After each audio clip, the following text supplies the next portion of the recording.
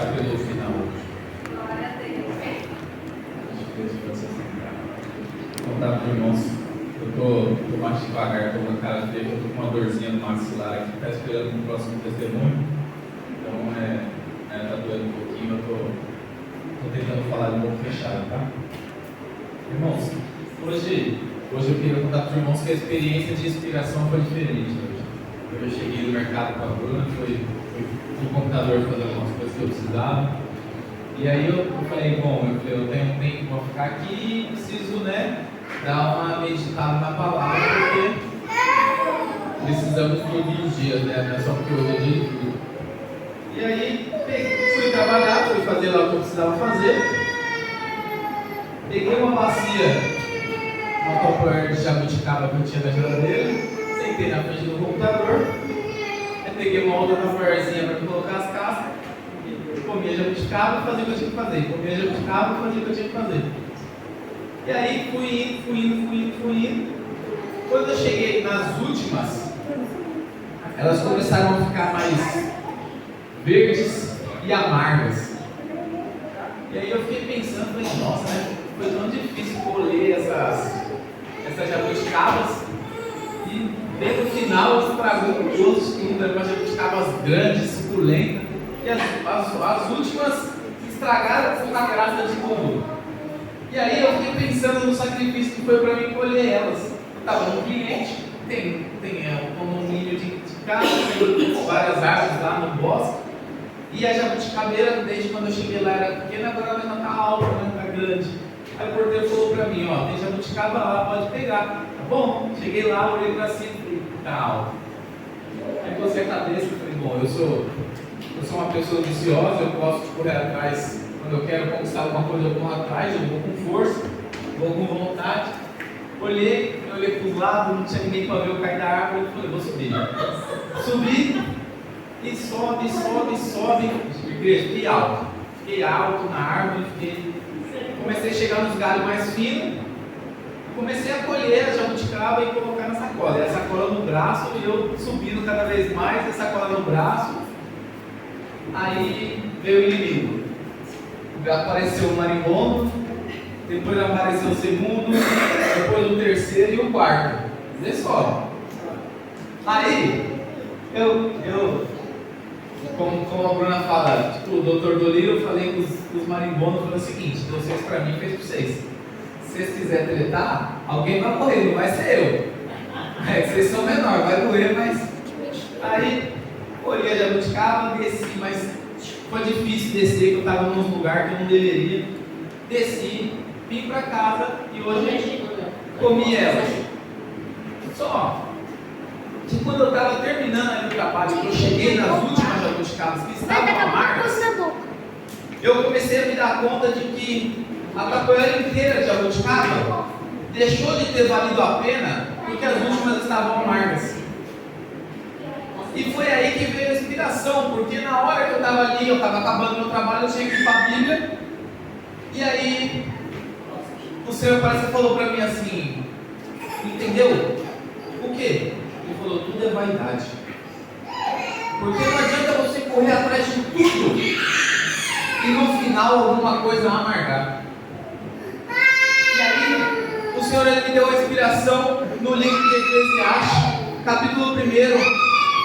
Que Salomão diz exatamente sobre a vaidade. E diz assim: as palavras do pregador, filho de Davi, rei de Jerusalém, vaidade de vaidades, diz o pregador, vaidade de vaidades, tudo é vaidade. Que proveito alguém tem de todo o seu trabalho, com que se afadiga debaixo do sol? Geração vai e geração vem, mas a terra permanece para sempre. O sol se levanta e o sol se põe, e volta ao seu lugar onde nasce de novo. O vento vai para o sul e faz o seu giro para o norte, dá voltas e mais voltas e retorna aos seus círculos.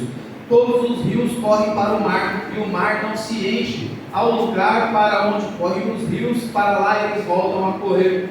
Todas as coisas são canseiras tais, canseiras tais que ninguém as pode exprimir. Os olhos não se fartam de ver, nem os ouvidos se enchem de ouvir. O que foi é o que há de ser, e o que se fez, isso se tornará a fazer.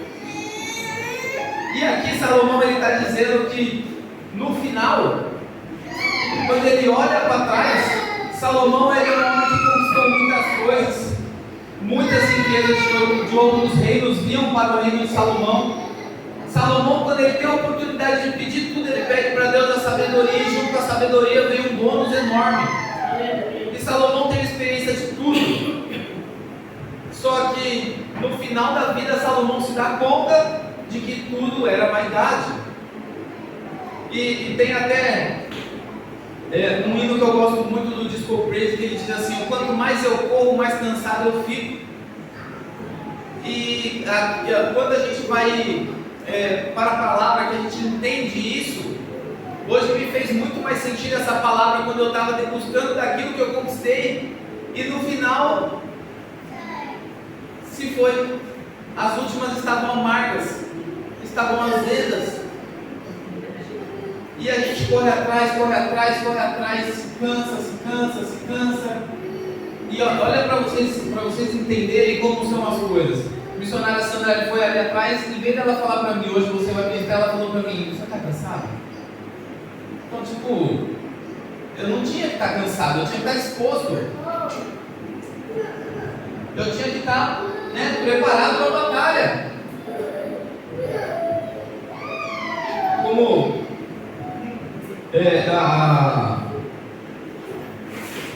a Karine cantou no hino agora, Pedro, ele pesca e nada valeu. Porque quando ele chega lá, está tendo um culto na beira da praia, e no final das contas é aquilo que vale a pena, é estar na presença de Deus. Eu não sei se todos vocês se deram conta da guerra que está havendo em Israel.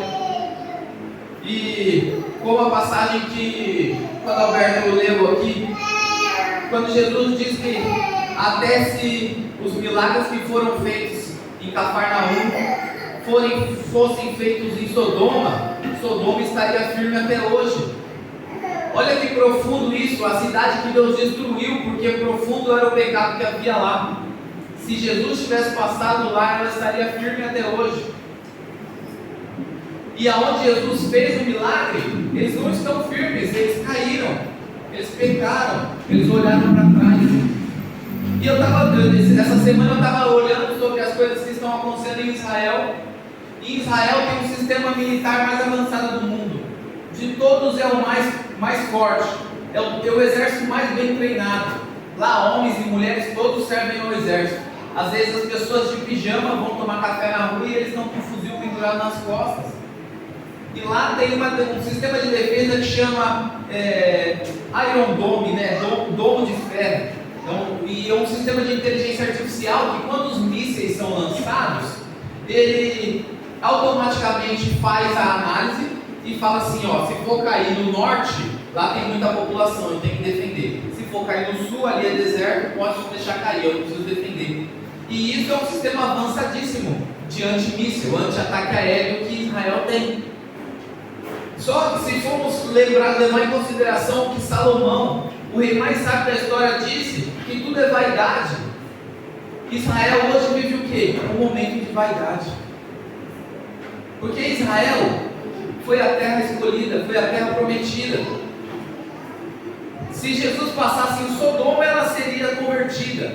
Então pense na satisfação que seria para Deus se o povo de Israel, em vez de bolar o sistema mais seguro do mundo, o ministro lá, eu não sei dizer o nome dele, mas se o ministro aparecesse em rede nacional e falasse assim: pessoal, é o seguinte, agora 8 horas da noite todo mundo vai dobrar o joelho e vai orar, vai clamar, e Deus com certeza defenderia. Eu ponho a mão no fogo que Deus não defenderia em Israel.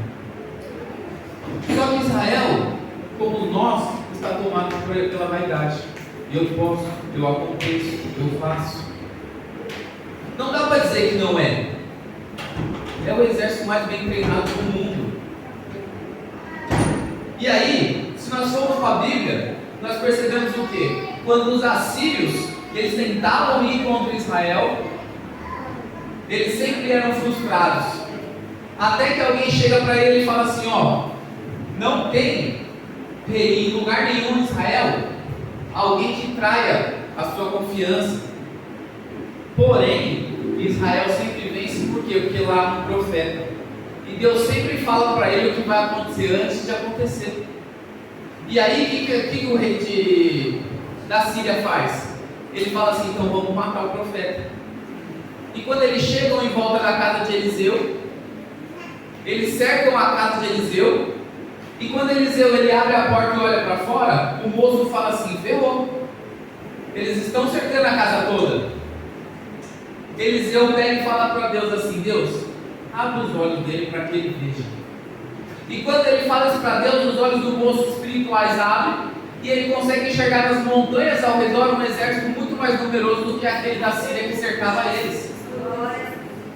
Se os irmãos pesquisarem no YouTube, tem uma guerra que aconteceu lá em 1950 mais ou menos, que o pessoal da Síria conta que agora que se converteram, um soldado sírio conta que agora que ele se converteu, ele confessa que ele viu um historiador. Por quê? Porque quando eles estavam atacando Israel, para cada 10 tanques da Síria tinha um tanque de Israel. Só que chegou num certo momento que eles todos desembarcaram dos seus tanques e fugiram. Por quê?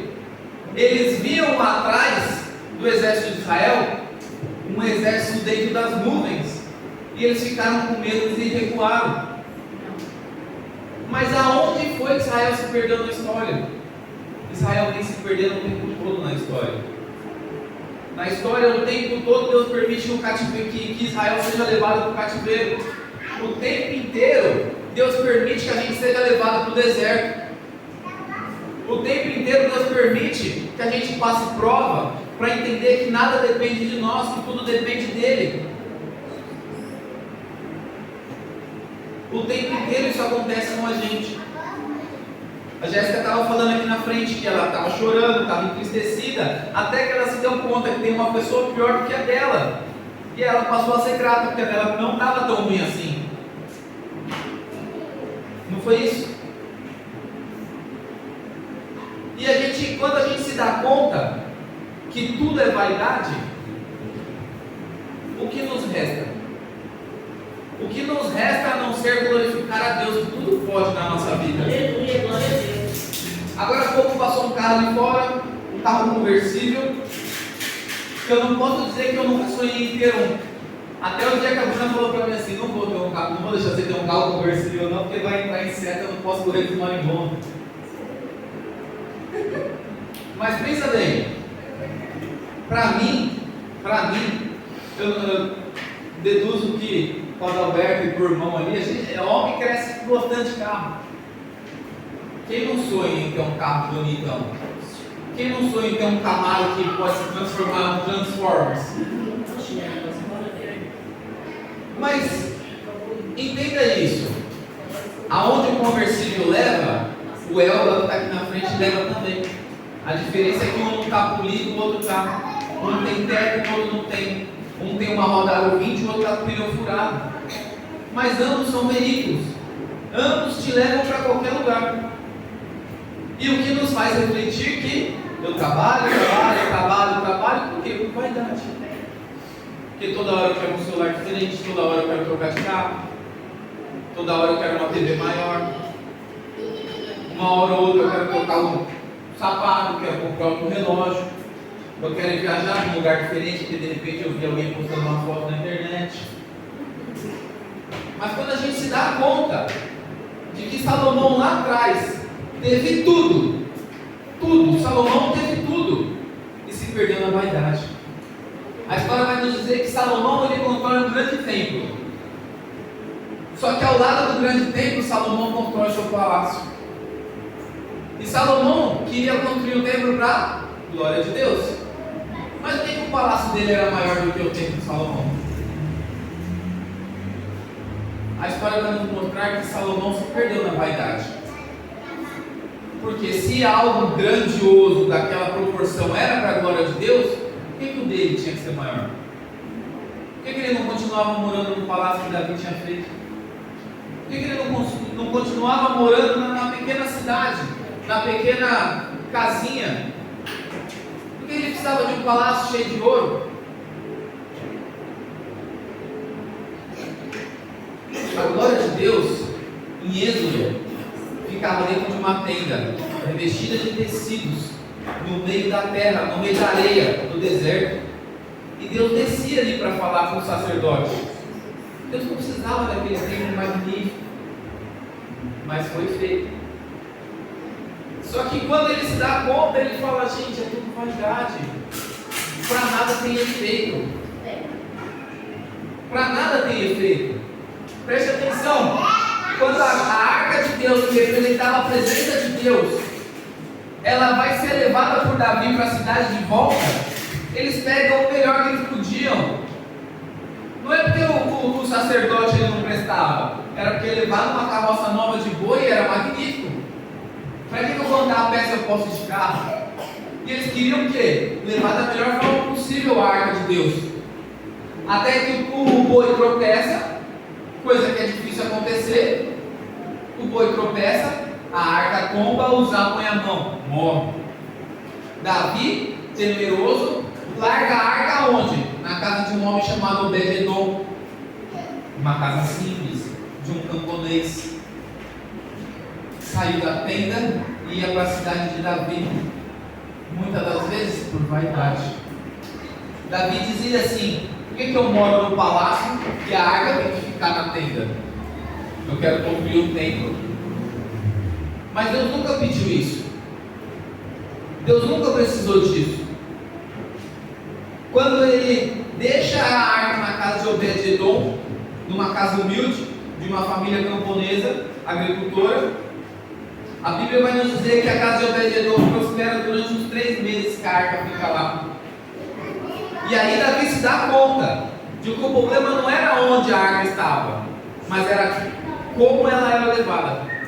E aí ele passa a fazer sacrifícios para conseguir levar a arca até a cidade de Davi. E aí ele entende que a arca não precisa ser levada de uma forma bonita, ela precisa ser levada com honra, com verdade de coração, com sacrifício para Deus. Eu quase que deixei para a última hora para meditar na palavra hoje. E graças a Deus, Deus tem me inspirado de formas diferentes atualmente, porque antes era só lavando louça no banheiro, quando eu não estava com o meu celular na mão, quando eu não estava na vaidade de responder os meus clientes o tempo inteiro, quando eu não estava na vaidade de ficar jogando. Hoje eu dei prioridade, falei: esse tempo eu vou trabalhar até X tempo, depois desse tempo eu vou meditar. E quando eu acabei de me alimentar, o Senhor falou: essa vai ser a palavra. Eu não sabia se ia ser só uma oportunidade ou se ia ser a mensagem da noite, mas que era para ser sobre a vaidade, era. Porque o culto inteiro hoje está falando sobre isso. A Bruna veio louvando um hino maravilhoso que lembra Israel.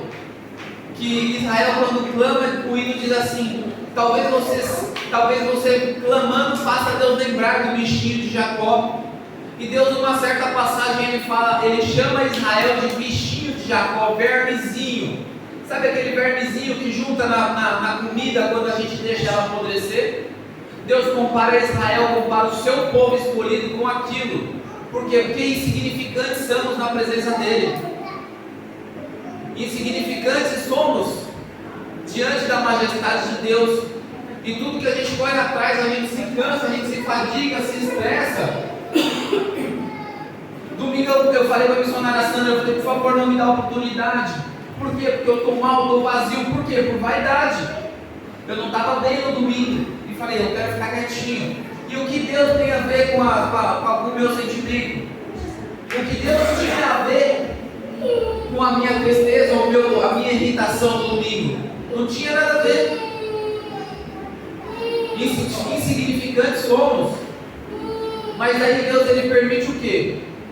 Sabe quando pra gente que tem os pequenininhos, sabe quando os pequenininhos escrevem no papel assim, faz aquele rabisco e vem botar pra gente todo feliz, como se fosse a Mona Lisa de Leonardo da Vinci. Eles mostram pra gente assim, tipo, olha papai o que eu fiz. E a gente tipo, né, ficou lindo, ficou perfeito, ficou magnífico. E aí, a gente passa a entender o quê? Não está mudando nada na nossa vida, aquele desenho. Mas a gente gosta de ver ele se esforçando. E Deus conosco é a mesma coisa. A gente não muda nada na presença de Deus. Mas Deus permite a gente caminhar na presença dele, porque Ele gosta de ver a gente se esforçando. Mas o que a gente tem que se dar conta é de que muitas vezes a gente perde tempo por vaidade. A gente deixa de fazer as coisas por vaidade. Porque eu estou cansado, porque eu não vim com a roupa adequada, porque eu estou com dor na mandíbula. Eu estava ali orando, eu falei para Deus, Deus, se for da tua vontade, tira essa dor de mim, pelo menos durante o culto. E talvez não fosse da vontade de Deus, porque está doendo ainda. Mas ali mesmo eu falei para Deus, uma coisa eu vou fazer, ou eu posso fazer jejum de palavras o dia inteiro para não doer, mas eu vou continuar te glorificando. Aleluia. E a Bruna me cobrou e falou assim, você precisa ir no médico, precisa ir ver isso. Eu falei, não tem problema não, na pior das hipóteses vai cair a mandíbula, vai ficar sem. Mas se for necessário, nem que eu adore por sinais, mas eu vou continuar adorando. Aleluia. Porque a gente pode correr o tempo inteiro, mas a gente não vai chegar em lugar nenhum. O salmista ele diz assim: olharei para os montes, de onde virá o meu socorro? E aí o Espírito responde para ele mesmo: o meu socorro vem do Senhor. Por quê? Porque não adiantava Davi ser guerreiro, não adiantava um monte de guerras vencidas. Uma vez, Davi ele inventou de fazer um censo. Davi inventou de contar o quantos soldados ele tinha em toda a terra. E Deus repreende ele. Deus não se agrada daquela situação. Por quê? Porque Davi tinha 1.100.000 soldados. Mas quem vencia a guerra não era Davi e os seus soldados, era Deus. Não era. Davi sozinho, com uma pedra, derrubou o gigante filisteu. Porque não era Davi, era Deus. De que adiantava ele ter 1 milhão de soldados? Então quando Davi ele conta, o seu coração se enche e Deus repreende na hora, porque os soldados não importam. Já dizia Gideão, só foi com 300 e arrebentou o exército inimigo, sem botar a mão, importante ressaltar, sem colocar a mão. Por quê? Porque quem luta por nós é Deus, quem garante é Deus. A palavra vai nos dizer que se Deus não vigia, em vão vigia o sentinela. Eu estava vendo essa questão da guerra de Israel e eu estava tipo, se Israel pôr a mão na consciência, ter a noção de que Jesus veio só por eles, e eles negaram, rapidinho resolve a treta deles. Rapidinho. Muda tudo, muda o quadro. Irmãos, a palavra vai nos dizer que Deus ele não se arrepende. Mas o tempo inteiro a gente vê Deus mudando o decreto por alguém que se prostra. Deus manda Jonas profetizar contra Nínive. E Jonas faz o quê? Foge. Por quê? Porque ele sabe que se ele for a Nínive e Nínive se arrepender, Deus vai mudar a condenação. E o que acontece? Jonas profetiza em Nínive, Nínive se arrepende e Deus não condena mais. Deus ele revoga decretos ao nosso favor quando a gente se prostra. Será que se Israel não voltar atrás, Deus não dá uma cavada nos inimigos? Seria mesmo? Com certeza. Nos Estados Unidos lá amanhã. Não, está indo o maior porta-aviões do mundo, está indo para lá. Mas de nada vai valer a pena. Está gastando diesel, está gastando combustível dos aviões e dos navios. Porque é simples. É só tirar a formosura e dobrar o joelho. E a gente vai ter o socorro do Senhor. A provisão vai chegar, a cura vai chegar, a direção vai chegar. Deus não permite deserto na vida de ninguém para dar pancada. Deserto é lugar de comunicação com Deus, igreja.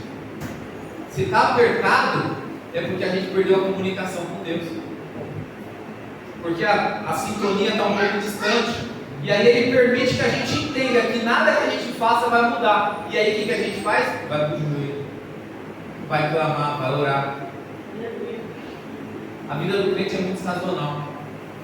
A gente está bem, dá uma relaxada, entra na zona de conforto. A gente está mal, vai para o joelho, acorda de madrugada, ora várias vezes, e aí as coisas voltam a dar bem. Aí a gente relaxa, as coisas voltam a dar mal, e a gente volta para o joelho. E se a gente ficasse constantemente no joelho, as coisas iam ficar constantemente dentro.